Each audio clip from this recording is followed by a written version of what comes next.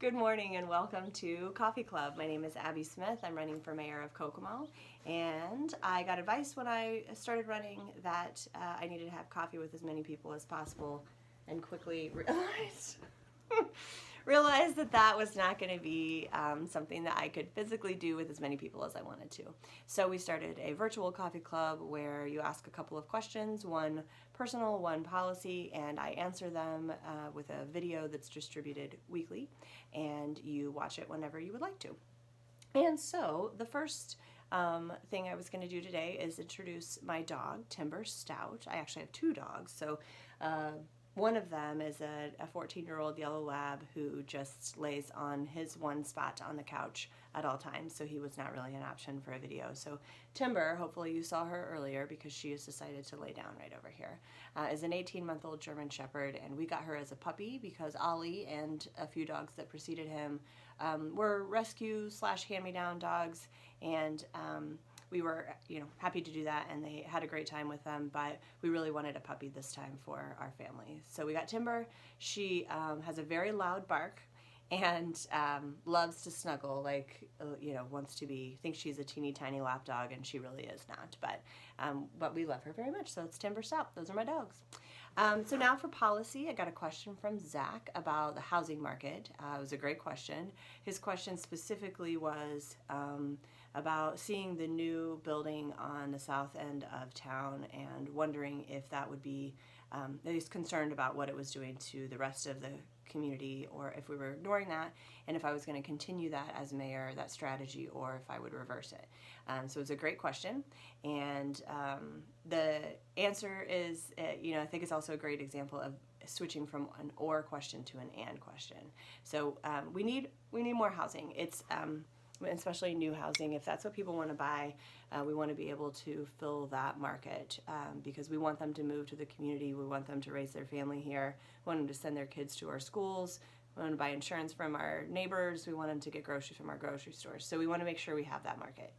And we want to make sure that we're not leaving other neighborhoods out of the development process. So specifically, I think about the ride-along that I did with Karen Lancaster, and she knew every single property in her neighborhood. So she knew who lived there forever and who used to live there, and she knew which houses were abandoned. She knew which houses were abandoned, and people were doing things in those houses they shouldn't have been doing, drug activity and other crimes. So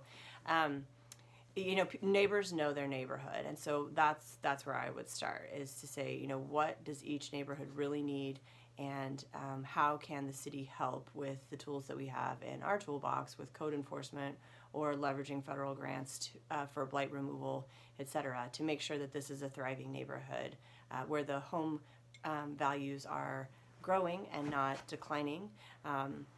That's not only an issue for a homeowner, it's also an issue for the housing market in general, and so it's an issue for the community. I think this is also a really great example of how the three pillars of a mayor's job go together. So the question was originally about housing, and then you would think that's economic development, but we might be able to think about it, address it in terms of infrastructure with blight removal. So if we do that, then we would be removing some areas in neighborhoods where crime happens. So that would be a crime deterrent. That would be delivering on a public safety goal. And so really those three go together. This is just a really good example of how you need to take a comprehensive, holistic approach to each issue and figure out what are the leverage points where one can deliver on another. So thanks for your question. I really appreciate it. Hopefully I answered it. If you have follow-up questions, feel free to contact me. So it's Sunday for me. I'm not sure when you're watching this, but I am headed to church later, and I'm realizing it's St. Patrick's Day. It's also snowing. Started snowing while I was making this video. So I have church and then I have canvassing, evidently in the snow. Canvassing is by far my favorite part of campaigning. You get to talk to real people who live in real neighborhoods in the city, and they tell you exactly what they would like to see for the city and what their priorities are. So that has been by far my favorite part. I also want to invite you to the fundraiser that I'm having for the campaign Monday, March 18th. So tomorrow for me, and if you're watching this on Monday, then it's today for you. 4:30 to 6:30 at Tin Man. It's just going to be a good time, trying to raise some money for the campaign and involve as many people as possible. I truly believe this is our city, and I would love for you to be a part of the campaign and shaping its future. So please come out and have a great time. 4:30 to 6:30 at Tin Man. That wraps this episode of Coffee Club. Just a real quick visual on my mug today. It's a Game Boy, and showing my age there, I had a Game Boy, and I loved every second of it. So cheers. Have a great week.